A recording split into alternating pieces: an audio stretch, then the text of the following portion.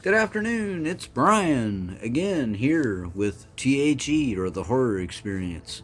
This is going to be video number 2 dealing with cults. The first video, which is right underneath this one that I did, I think it was yesterday, is having to do with cults in general, and we were talking mainly about the different techniques that leaders use to gain people and to maintain people. And it's kind of interesting. We talked about some points like social isolation, that all outside influences are cut off and they are all considered negative influences, and you cannot deal with family, friends, or any of that stuff. So you're completely cut off, and only the cult is the only social circle that you have. Simple as that. Thought control. You are not allowed to think for yourself anymore. You basically think according to the doctrine, whatever it is they're teaching. Everything is about the cult, 24/7. It's just constant information in, the washing of your brain, basically, of all of your past influences, all of your past, anything you've learned from the past is all removed. You're basically weeded of everything that you've ever known, and it's all replaced with the doctrine that the cult is teaching. So you're not allowed to have any independent thought. You cannot sit around and think about, am I doing the right thing? And what he's saying sounds kind of crazy, I mean, they don't give you the opportunity to do that. It's just constant railroading you with this tube stuck in your head, just filling you with information dealing with the cult. And those are the only thing that you are exposed to. So there is no time to think about anything else. They take up every waking moment. Even when you sleep, you're not allowed to really be alone, so that you have any independent thinking, in most cases. Some cults do allow you to be alone, they just don't allow you to leave. Like in Jim Jones. Jim Jones, once they got to Guyana, you weren't going anywhere. I mean, good luck, you want to leave Jonestown? Hey, have fun fighting off poisonous snakes and everything else out in the middle of the jungle. Besides, he had armed guards and all of that. And he used fear tactics. It's blasphemy to leave the group. It's blasphemy to leave me. I am God, basically, is what he was saying. When he moved his congregation to San Francisco, the idea was, everybody's real, open arms here. It doesn't matter what you're doing. San Francisco's very open to everything, and he just felt like he could fit in just fine over there, and it didn't quite pan out the way he wanted. He wasn't gaining the control he wanted. So he took his congregation and left the country altogether out in the middle of the jungles of Guyana, and there he had complete control. Of course, he sold it to the congregation as, well, now we have no outside negative influences from the devil or whatever. We don't have any interruptions. You can worship and be full of joy and happy, and for the most part they were at first, and then things went down shit road real quick. And that's the way cults usually end up. And all of them, there's always this fun little venture, and then it goes down shit road. So, and it just always ends up that way. And I don't care what kind of cult it is, they usually end up with a problem. And whether it be some outrageous thing happening, such as mass suicide, or doing outrageous things, that end up killing members by accident or what have you, guru stuff, getting into hot rooms or hot tents and stuff like that. It's just a lot of, there's just never a good ending.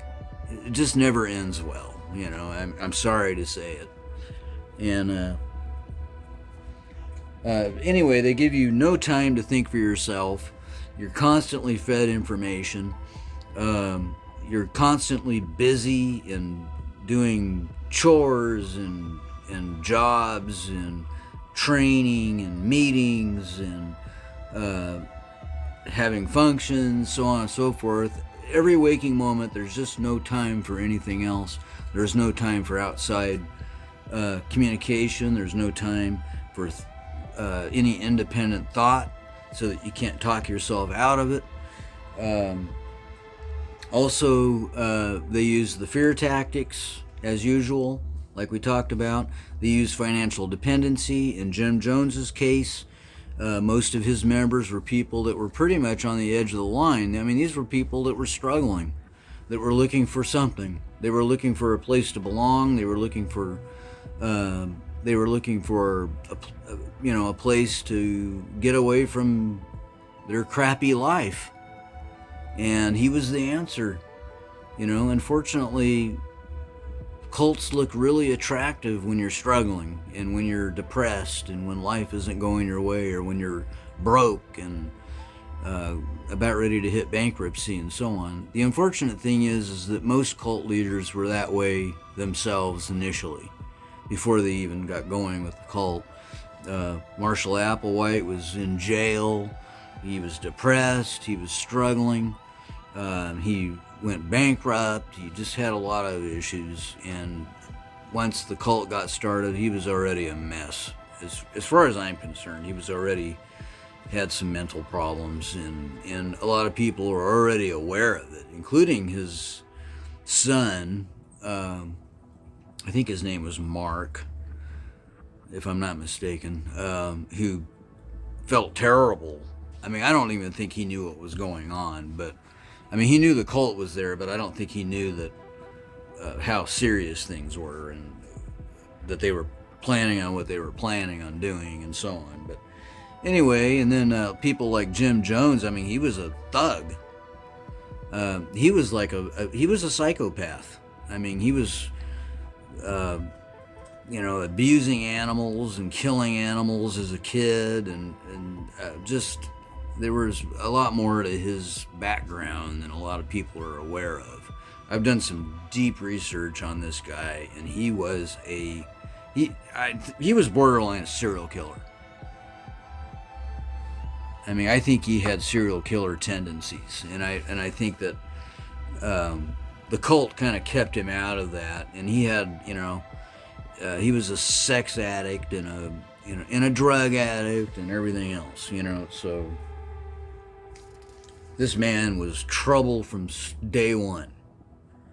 So, and same with Marshall Applewhite. He was very unwell, and he really had some not only undiagnosed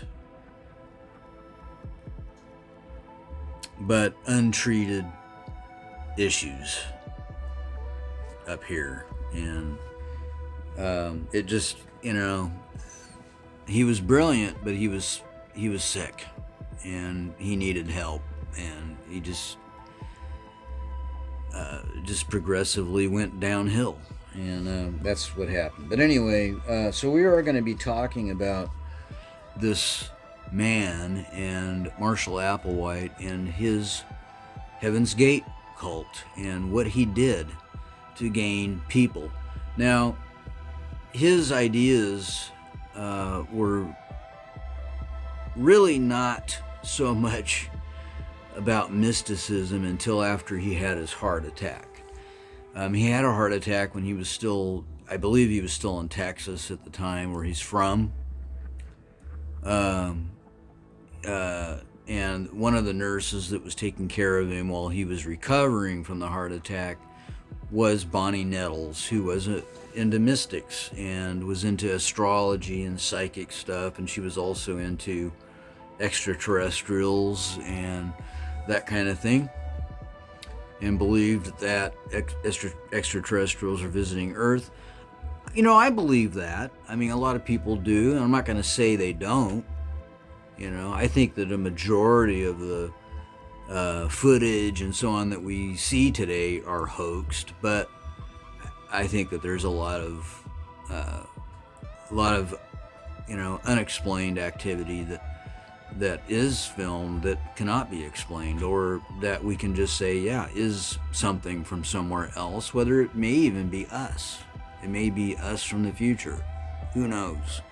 All I know is that it goes back a long ways, way back thousands of years, where even Ezekiel was talking about a spaceship type vehicle with somebody sitting in it, controlling this metallic craft of some sort. That's in the Bible.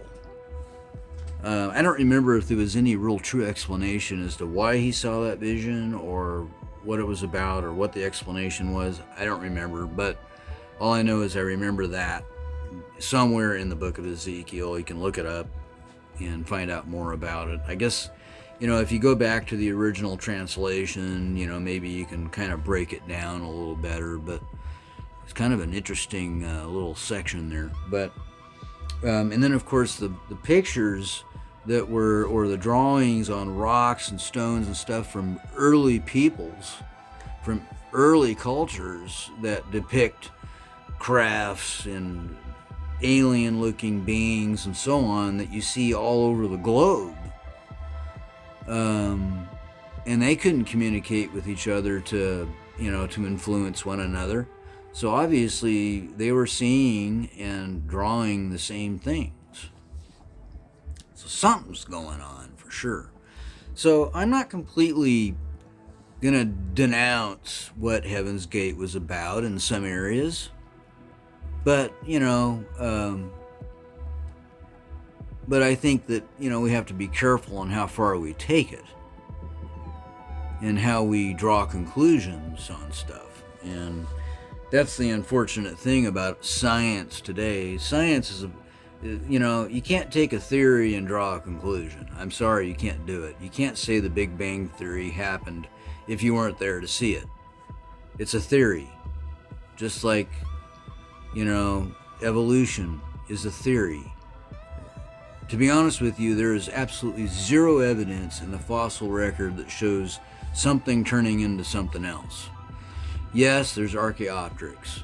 Yes, there's certain animals that have traits that are similar, like birds have a lot of similarities to reptiles. And yes, I agree with you, and I think that reptiles were basically the blueprint, just like apes are the blueprint to people. But however, I don't believe that we turned into anything, that we went from apes to man. I don't see that. I see that everything was fully formed, kind of like tests. Let's see what we can do with this, with this one. Okay, that's not working out. Let's see what we can do with this one. Okay, that's not working out, you know, and moving forward that way. And the same thing, you know, we realized too that I think that there was some bad influences going on, is where we get dinosaurs, you know. It's obvious that man and dinosaurs wouldn't be able to coexist. And I think there was a lot of goofiness and play going on to, you know, amongst gods or a god or something. So you could say I'm agnostic to a point. I used to be Christian, very strong Christian. You could even say that I might have even been part of a cult at one point, although it wasn't one. Actually, it was. I did live in a home that was just us, just members of the church, and we lived there. But you know, you went to work and you did, you know, you went on with your daily lives. You weren't, you know, just there, just getting brainwashed constantly. But anyway, Marshall Applewhite also, I think he used a different technique to draw people rather than what most cult leaders use. Most cult leaders use charisma or charismatic manipulation, which is this on fire type of personality. You know, they use this they manipulate you by using this on fire charismatic type personality, which draws people in. It gets them fired up. And if you can fire people up like a lot of churches do today, you know, look at what like John Hagee, a lot of these pastors that you see on television, like Pastor Hagee and all of them. I can't think of some of the other ones right now, but most of them are all about this. It's all about dollars. And most of us know that, and unfortunately not everybody does. And it just goes to show you how easily and how vulnerable people really are, especially here in this country. And I really hate saying that, but this country is full of stupid. It is so full of stupid. People are getting screwed left and right by these charismatic manipulators, and they utilize fear tactics to manipulating people into giving money. And that's really what they're about. They're not about power so much. They're about, give me money so that I can get another damn jet plane or buy another damn mansion, So that's a little different. Anyway, I think Marshall utilized what you call love bombing, which he made his, because his congregation was rather small compared to, like Jim Jones had thousands of people at one point. But then he, by the time he ended up in Guyana, I think it shrunk down to the 900s. But Marshall only had, like 40 people or less. So a lot of it had to do with the fact that he was a little bit out there. And I think a lot of people knew that. And I think he would have had a lot more people if a lot of them hadn't left, because there is still a lot of people that are alive today that were part of the cult that left. And then there were a lot of people that left and ended up coming back and ended up going with them to the next level. So, which is kind of sad.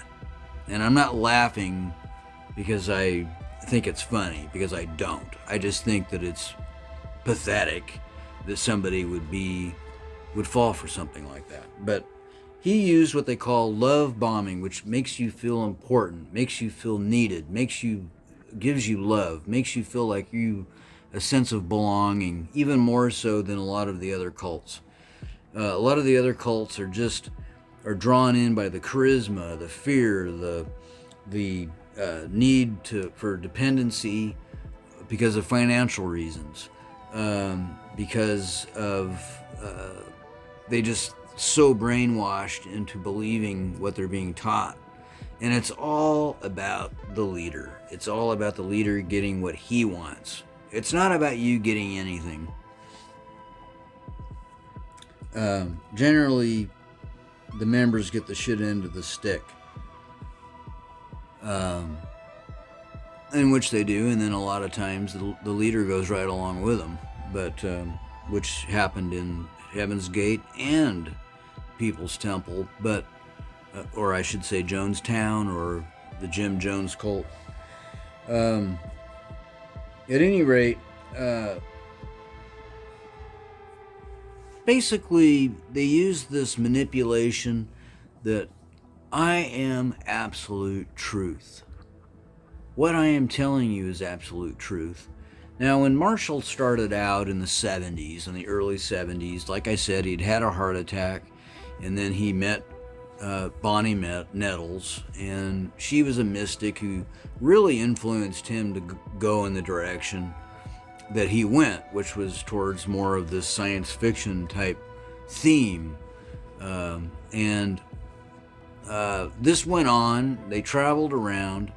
They lived a very simple life to the point where they almost couldn't eat. They were traveling around like nomads. And he even got jailed for 6 months for not returning a rental vehicle. From Missouri, he had taken a rental vehicle or rented a vehicle, but he didn't return it, and therefore it became a stolen vehicle. And so he got a stolen vehicle charge or vehicle theft charge and ended up 6 months in jail. And during that time, he perfected his system or his cult or what he was going to teach. So while he was in jail, he was doing that. And then Nettles, he and Nettles went on their little, recruiting deal, and they tried to recruit some people, and they only got one, and then they got a few more, and then they got a few more, and then eventually they landed in California. She ended up getting very sick with liver cancer, and she died in 1985. And that was really where Marshall Applewhite took a turn for the worst. And he was already suffering from mental illness, I believe. This is what I believe. And when she passed away, it just furthered it. It made it worse. Of course, she was making it worse anyway by teaching what she was teaching, and she was influencing him to the point where, he was just going off into outer space with their ideas, and he was already, I think that's really the reason why it was very hard for him to get a large congregation. It was really because I think a lot of people kind of figured out where they were headed. This is just wacky, And I'll be right back. I need to get a coffee refill. Okay, so basically, he really made a turn for the worst, and that was when he started delving into this. Well, I need a sign from God, and then he started talking about how he was the manifestation of Christ, and then it switched over to we are aliens. So things kept evolving, and we're actually people from somewhere else, and we hate this world, and we're going to leave the world because it's going to get blown up, and then there's going to be a new earth, and so on. And so we need to get out of here. And then he got them to agree to this, basically take their own lives in order to get into this spaceship that was tailing Hale-Bopp Comet in 97. And, when the Hale-Bopp Comet made an appearance, then he said that was the sign he needed. And he believed that Bonnie Nettles was on board this UFO that was tailing the comet, and that she was telling them to do what they did. The question is how did Marshall Applewhite, how is it that he got people?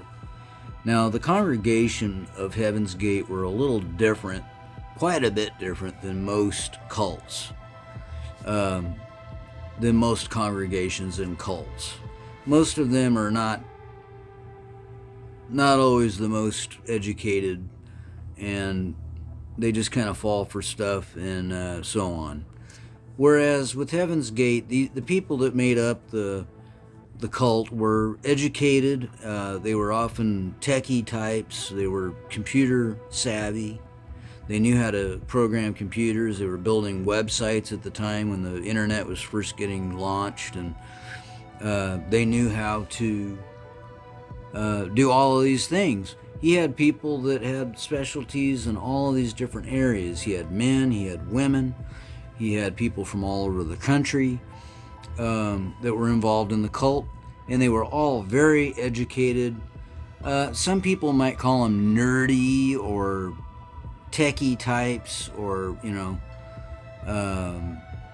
whatever. But the bottom line is they were loners. They were probably people that were bullied growing up, people that really didn't have much of a social circle. And this became that social circle, was the cult. And so you were able to, utilizing this love bombing, he was able to convince them to stick with it. They had this sense of belonging. They had this sense of love. They had this togetherness. They had this sense of, we are part of this together. We are a family. We are brothers and sisters. If you've been part of any small congregation, it's really easy to get sucked into that. And it's really easy to become, the camaraderie is, it becomes very powerful.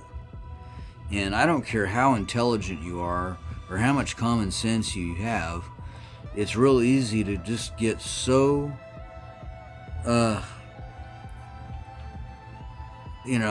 just to become so gullible into believing something really silly. I mean, here's the bottom line, because I need to make this short, but here's the bottom line. What makes a person think that they need $5 in change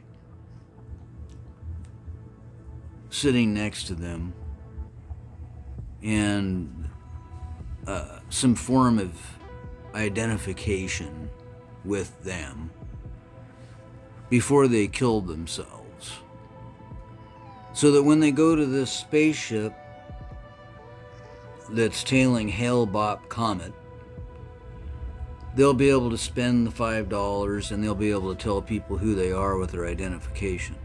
Now, how is it that somebody who's very intelligent, smart people, educated people, get duped into something so illogical and so stupid?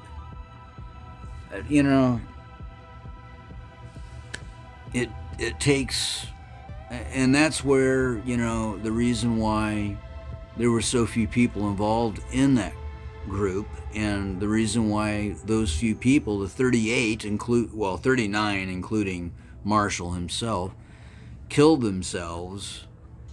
Some of them, I believe, actually suffocated. I think they determined that Marshall himself actually suffocated because they put plastic bags over their head. They took some sedatives along with vodka and then put plastic bags over their head and then put this thing over.